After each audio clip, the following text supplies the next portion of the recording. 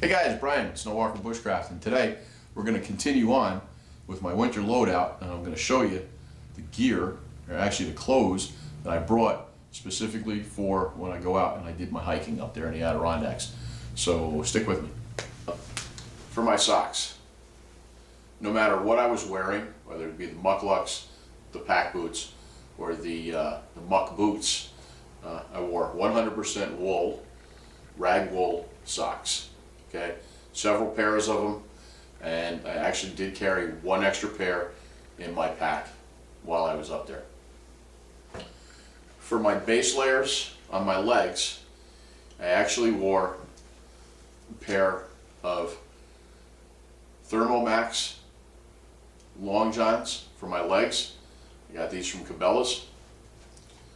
And on my upper torso, I wore an Under Armour t-shirt, and I wore a 511 mock turtleneck, long sleeve mock turtle. Those were my base layers for underneath. Now, let's get down to the nuts and bolts. Okay, we discussed the base layers for our feet and basically the footwear that I had. Now, as far as on my legs, I wore plain old Carhartts, okay? Not blue jeans, okay, but I wore the work pants, okay? Cotton canvas, tightly woven, good for blocking the wind. I know what you're saying about 100% cotton. You don't want to wear them, okay? But there is a method to my madness, and I will go through that. Bear with me. Okay? Something that you have to realize is that back in the day, they didn't have Gore-Tex, they didn't have Supplex, they didn't have all these wonderful materials. They were using these, all right? Old school has its place. Modern, new materials have their place as well. So, on the top, basically, I wore a heavy surplus sweater. This one's the German surplus sweater. You've seen me wear it a couple times. I find this one to be a little bit heavier than the American version. I have an American sweater, 100% wool. I actually managed to find one. It's a little thinner than this. If I actually wanted to create another layer, I could put that on underneath this, and then I'm good to go. But this is the one that I chose. To help block the wind, all right, on my torso, this is a Mountain Hardwear Windstopper vest. See, little Mountain Hardwear. Okay, expensive stuff, I'm not gonna lie. All right, I put this on. This is to block the wind from my body core. So this helped me maintain my body core temperature. After that, I wore 100% Woolrich jacket. Okay, I've had this one for about 4 years now, and it's never let me down. All right, and that's what I had. Now, we start talking about the cotton and the wool and where it has its place and it doesn't have its place. If I'm creating a shelter, Quincy hut, snow trench, Quincy trench, you know, if I got to dig a snow cave, all right, if I get down in the snow and I'm working, all right, eventually I'm going to get wet. We don't want this, all right? Well, this is where the new materials come in, all right? Now, depending on what I'm using, all right, at any given time, okay, this is a single layer of Gore-Tex. Got this from Eastern Mountain Sports. They're pants. They're sized double extra large. Why? So that I can get them over everything and I can put these on. All right? They pack up nice and small. See that? Stuff it right in your pack. Very lightweight. All right? This takes care of my legs. Keeps them dry. If I wanted to go with something heavier, I just happened to score myself a pair of Multicam Gore-Tex. Okay? I had these before everybody else had them. I got some hooks. I do. These are heavier. I could use these as well. Okay, up top, this is an Eastern Mountain Sports System 3 shell. Okay, this is 3 layers, or two layers, I'm sorry. 2 layers of Gore-Tex, or Supplex, or whatever they call it. And I can put this over the top of everything while I'm digging or doing whatever. If it starts to snow, if it starts to rain, however. All right. And last but not least, another garment that I have. This is a military, 2nd generation Gore-Tex. This is sized extra large, and there's a reason that the clothes, the outer clothes and the outer garments are larger, okay? And why I put them that way, and we'll discuss that in a little bit. So I have those to choose from, okay? I packed up the black pants, and I packed up the Eastern Mountain Sports ones into the pack. They took less room, and they weren't calling for bad weather. So on my hands, I went with 100% wool glove liners.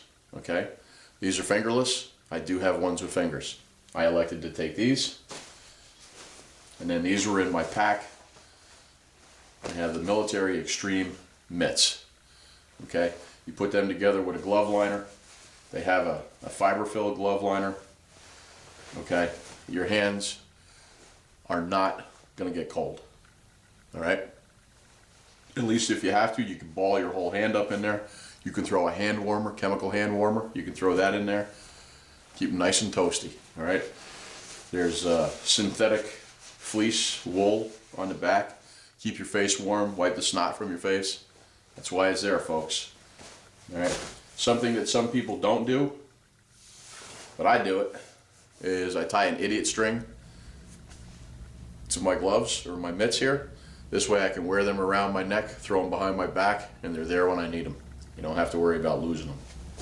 Okay, just a little tip. Last but not least, for my head and my neck, well, for my neck, I had 100% wool military scarf. The good thing about these is they're hollow. You can actually take this, okay? You can pull it inside itself a couple of times, all right? And you can turn it into like this little muff, like the girls used to see all the time. If you really need to, put your hands in there, you hold on to them, and keep them nice and warm, okay? That's just one extra little trick with these. The other thing that these are good for too is if your kidneys start to get cold, you take this, tie it around your back, around your kidneys, tie it in the front. Help keep your kidneys a little bit warmer.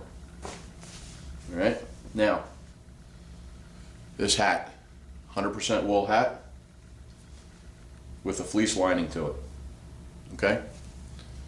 I got a bald head. This gets a little scratchy on the bald head every now and then, okay?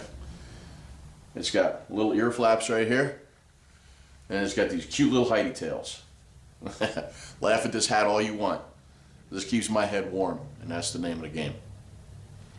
Okay? So that was it. That was the clothing that I chose to bring up there to use for when I went hiking.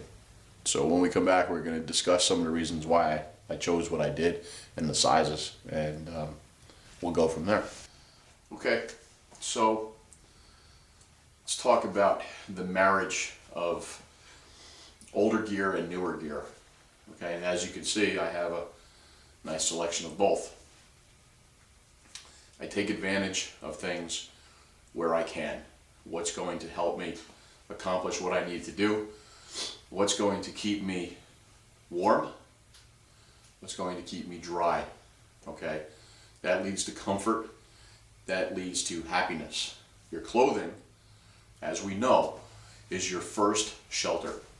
Okay, if you had nothing else, all right, you may have a good chance to get by and survive the weather, the elements, if you have the correct clothing. Simple. Again, everything is adjusted to where you are, what the weather patterns are, what you're going to be doing.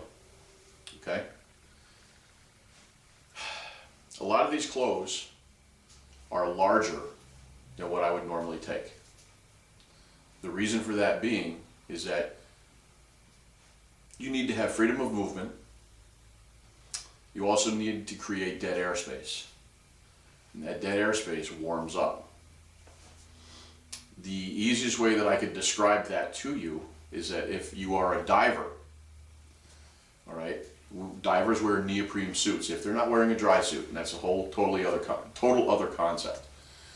When you're wearing a neoprene suit, when you first go into the water, you get the water that goes down the back of your spine, it gets cold. And then you know what happens? It gets sealed. Here's your neoprene suit here. Here's your body. The water is in the middle. And that warms up with your body and stays that way with the neoprene. Okay? So what is out here in ambient land is cool. Okay? What's between you and the neoprene on the inside gets warmer. Alright? It's the same thing with air. Alright? I see people walking around, they're all tight, constricted, and everything else. And they're cold. And you can see that they're cold. Alright?